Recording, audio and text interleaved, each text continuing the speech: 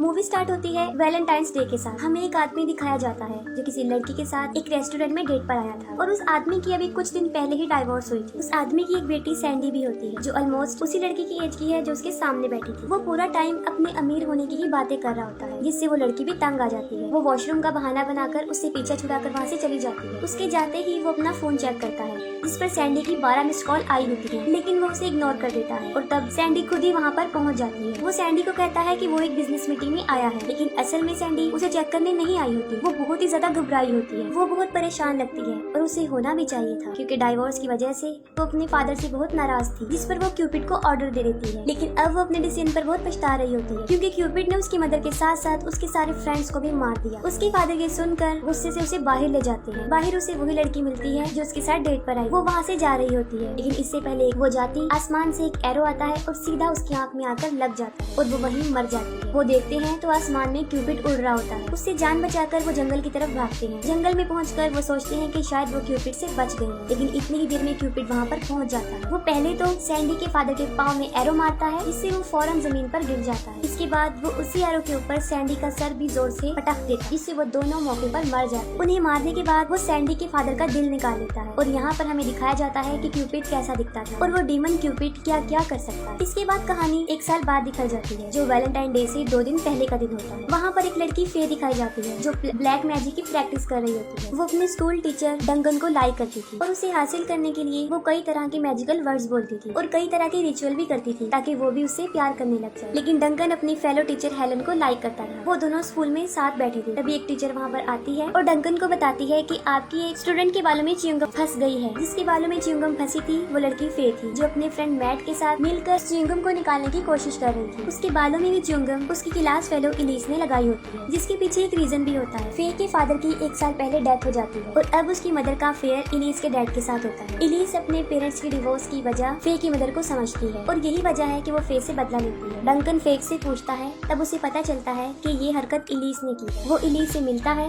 और उसे समझाने की कोशिश करता है, लेकिन वो इतनी आसानी से समझने वाली लड़की नहीं थी। फिर डंकन अपनी क्लास में पढ़ा रहा होता है और वो इलीस से एक सवाल पूछता है जिसका उसे यकीनन जवाब नहीं आता, जिस पर सब क्लास फेलोज हंसने लग जाते हैं और उसमें फे भी होती है जिसे इलीस को बहुत बुरा लगता है। फे समझती है कि शायद उसका ब्लैक मैजिक असर कर रहा है क्योंकि डंकन उसके साथ काफी फ्रैंक होता जा रहा था। इलीस डंकन के फोन को चोरी कर लेती है और स्कूल से घर जाने के बाद वो उसके मोबाइल से फे को टेक्स्ट करती है। फे समझ जाती है कि उसके वर्ड्स असर कर गए हैं और डंकन को भी उससे प्यार हो गया है। वो काफी खुश हो जाती है और वो भी उसे खुशी खुशी जवाब देती है, लेकिन उसे जरा भी अंदाजा नहीं था कि इलीस उसके साथ क्या कर सकती। इलीस क्लासेस खत्म होने के बाद फे को मिलने के लिए बुलाती है और फे इसके लिए एग्री हो जाती है। इलीस उससे एक पिक्चर मांगती है जिस पर फे एक सेल्फी बनाकर उसे सेंड कर देती है, लेकिन वो इससे ज्यादा डिमांड करती है, जिस पर फे शर्ट के बगैर एक पिक्चर उसे सेंड कर देती है, जिसे देखकर इलीस और उसके बाकी फ्रेंड उसका मजाक बना रहे होते हैं। अगले दिन फे को लॉकर में एक लेटर और एक रोज मिलता है जिसे देखकर वो काफी खुश हो जाती है, लेकिन ये भी एलिस ने ही रखा होता है। फे डंकन से मिलने के लिए बहुत एक्साइटेड हो जाती है। उसका फ्रेंड मैट उसके पास आता है और कल होने वाले वैलेंटाइंस डे डांस के लिए उसे पूछता है, जिस पर फे मना कर देती है। दूसरी तरफ हमें पता चलता है कि इलीस असल में एक प्लान बना रही होती है। वो फे को उस वक्त डंकन के ऑफिस में बुलाती है जब वो अकेला वहाँ पर पेपर चेक करेगा और इलीस उन दोनों की एक वीडियो बनाई जिसे वो इंटरनेट पर भी अपलोड कर सकती है। जैसे ही क्लासेस खत्म होती है फिर डंकन के ऑफिस में पहुँच जाती है। दूसरी तरफ इलीस भी ये सारी रिकॉर्डिंग कर रही होती है और फे डंकन से उसी वे में बात कर रही होती है जिस तरह वो मैसेज पर कर रही है। डंकन को फे का बिहेवियर काफी अजीब लगता है और वो उसे कहता है कि वो घर चली जाए, जिस पर वो सडन उसे किस कर देती है। डंकन को कुछ समझ नहीं आती और वो फे को दूर हटा देता है। इलीस ये सब कैप्चर करके वहाँ से भाग जाती है। फे भी काफी डिसहार्ट होती है और वहाँ से चली जाती है। वो घर जाके अपनी ब्लैक मैजिक बुक को चेक करती है कि कहीं उसने कुछ मिस तो नहीं कर दिया। वो देखती है कि उसने सारे लव स्पेल को पूरा कर दिया है और अब सिर्फ एक ही स्पेल बचा था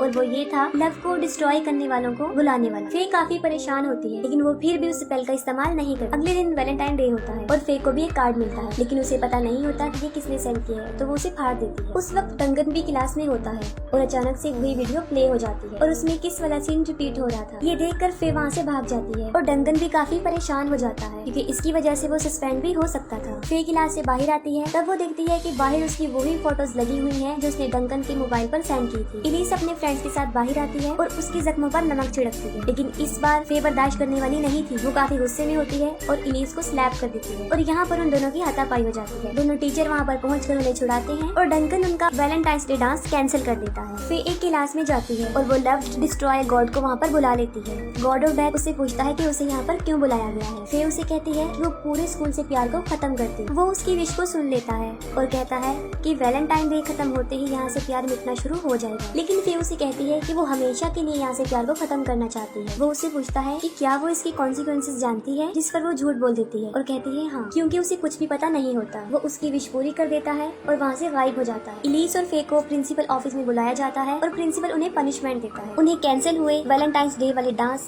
की डेकोरेशन को उतारना था। मिस हेलन उन्हें डांसिंग हॉल में लेकर जाती है, लेकिन वहाँ पर उनकी एक फ्रेंड मिस थी। उस वक्त वो वॉशरूम में होती है और तब वहाँ पर क्यूपिड भी पहुँच जाता है। उसे वहाँ पर कुछ आवाज सुनाई देती है और वो कान लगाकर सुनती है। तभी क्यूपिड अपना एरो छोड़ देता है और वो सीधा उसके कान पर आकर लगता है। वो चिल्लाते हुए वहाँ से भागती है, लेकिन क्यूपिड उसे पकड़ लेता है और उसकी बॉडी पर से हार्ट शेप में स्किन को उतार लेता है। दूसरी तरफ वो सब डांस हॉल में पहुँच जाते हैं और उनके साथ मैट भी होता है, जो कि फे की हेल्प के लिए वहाँ पर मौजूद था। वहाँ पर उन्हें रखे हुए कुछ हार्ट शेप कुकीज नजर आते हैं, जिनको वो खा लेते हैं और उनका टेस्ट उन्हें चिकन जैसा महसूस होता है। इलीस के पास उसके बॉयफ्रेंड की कॉल आती है, जो कि स्कूल के बाहर खड़ा उसका वेट कर रहा होता है, उसे लेने आया होता है। इलीस मिस हेलन के मना करने के बावजूद भी वहाँ से चली जाती है। तब फौरन वो टीचर प्रिंसिपल को आकर ये सब कुछ बता देती है। प्रिंसिपल उसे कहता है कि वो रुक जाए, लेकिन वो जल्दी से बाहर आकर कार में बैठ जाती है। वो सोच रही थी कि अब वो फ्री हो चुकी है, लेकिन ऐसा नहीं था। उनकी कार स्टार्ट ही नहीं हो रही थी। प्रिंसिपल वहाँ पर आ जाता है और कार के सामने खड़ा हो जाता है और उसे बाहर निकलने को कहता है। ये सब कुछ वहाँ खड़ी मिस हेलन भी देख रही होती है और अचानक से उन्हें आसमान में कुछ नजर आता है और वो क्यूपिड था, जो उन्हें कुछ सोचने समझने का मौका भी नहीं देता और सीधा एरो प्रिंसिपल की आंख में मार देता है। ये देखकर इलीस और उसका बॉयफ्रेंड वहाँ से भागते हैं, लेकिन क्यूपिड उसकी बॉयफ्रेंड पर 2 एरो चला देता है। हेलन डंकन के पास जाती है और उसे बताती है कि उसका मोबाइल काम नहीं कर रहा है और सेम डंकन के साथ भी हो रहा होता है। उसका फोन भी काम नहीं कर रहा होता और उन्हें समझ नहीं आ रही होती कि उन्होंने आसमान में क्या देखा था और यही वजह थी कि वो किसी को बता भी नहीं सकते थे। लेकिन ब्रिट की हालत देखकर वो समझ जाते हैं कि वो किसी बड़े खतरे में। और यहाँ पर फे को भी समझ आ जाती है कि उसने बहुत बड़ी गलती कर दी है। उसने प्यार खत्म करने की विश तो कर दी थी, लेकिन उसे इस बात का अंदाजा नहीं था कि क्यूपिड सब लोगों को ही मार देगा। डंकन ब्रिट को चेक करता है और वो देखता है कि उस तीर वाली जगह से कोई जहर निकल रहा है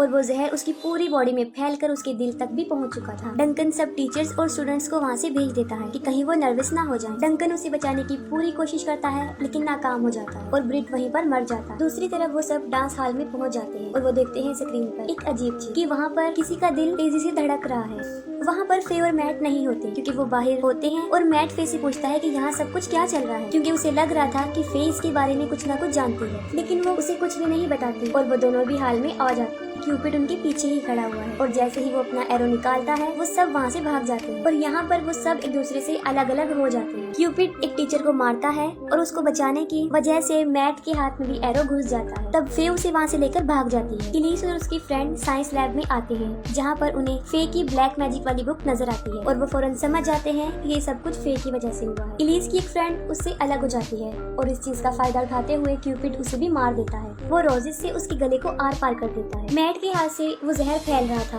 और उसकी मरने वाली हालत हो जाती है और मरने से पहले वो फे को बताता है कि जो वैलेंटाइन डे कार्ड उसे मिला था वो उसी ने ही भिजवाया था और वो फे को बताता है कि वो 5 क्लास से ही उसे लाइक करता है, लेकिन उसे तो डंकन के अलावा कुछ नजर ही नहीं आता था। फे को सब कुछ पता चल जाता है और वो उसे कहती है कि वो उसके छोटे भाई जैसा है। फिर उन लोगों को लीना की बॉडी मिलती है और वो समझ जाते हैं कि वो हार्ड कुकीज किस चीज के बने हुए थे। इतनी देर में डंकन और हेलन भी वहाँ पर पहुँच जाते हैं और वो मैट का हाथ देकर बताते हैं कि मैं इसे बचा सकता हूँ। वो सब साइंस लैब में जाते हैं, जहाँ इलीस उन लोगों को बता देती है कि ये सब किया धरा फे का है। तब फे भी इस बात को एक्सेप्ट कर लेती है कि उसने ब्लैक मैजिक का यूज करके ही क्यूपिड यानी गॉड ऑफ डेथ को बुलाया है और अब जो मैट मरने वाला है उसकी वजह भी फे ही है। इलीस और उसकी फ्रेंड अपनी बाकी दोनों फ्रेंड्स को ढूंढने के लिए वहाँ से चली जाती है। डंकन मैट को बचाने के लिए उसका हाथ काटने का फैसला लेता है ताकि वो जहर फैलता हुआ उसके दिल की तरफ ना चला जाए। उधर इलीस और उसका फ्रेंड डांस हॉल में पहुँचते हैं, वहाँ क्यूपिड उन पर हमला कर देता है। इलीस अपने फ्रेंड को वहाँ पर छोड़कर भाग जाती है और क्यूपिड उसे जान से मार देता है। डंकन मैट का हाथ काट के उसे बचा लेता है और फिर यहाँ पर खुद को एक्सपोज करती है कि कैसे वो ब्लैक मैजिक का यूज करके ताकि डंकन भी उससे प्यार करने लग जाए। डंकन इस सब की परवाह किए बगैर उसे पूछता है कि अब क्यूपिड को कैसे रोका जा सकता है। ये उसे बताती है कि उसे रोका नहीं जा सकता, वैलेंटाइन डे खत्म होते ही वो वहाँ से चला जाएगा। डंकन देखता है कि वैलेंटाइन डे खत्म होने में सिर्फ 10 मिनट रह गए थे और अपनी जान बचाने के लिए उन्हें किसी तरह 10 मिनट तक खुद को छुपा कर रखना था, सेव रखना, लेकिन ये एक मुश्किल काम था।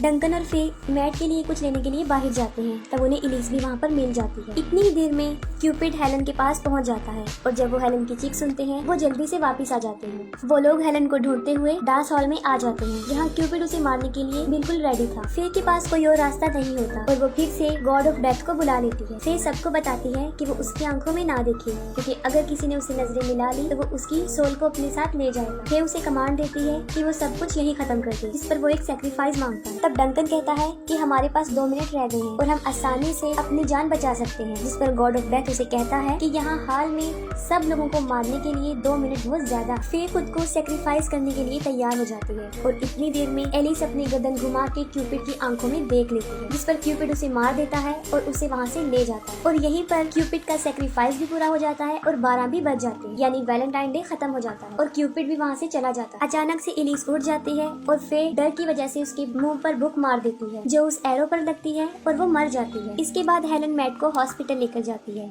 फे डंकन से माफी मांग लेती है और तब डंकन उसे किस करता है और यहीं पर फे के लव स्पेल काम करने लगते हैं और इसके साथ ही ये मूवी एंड हो जाती है।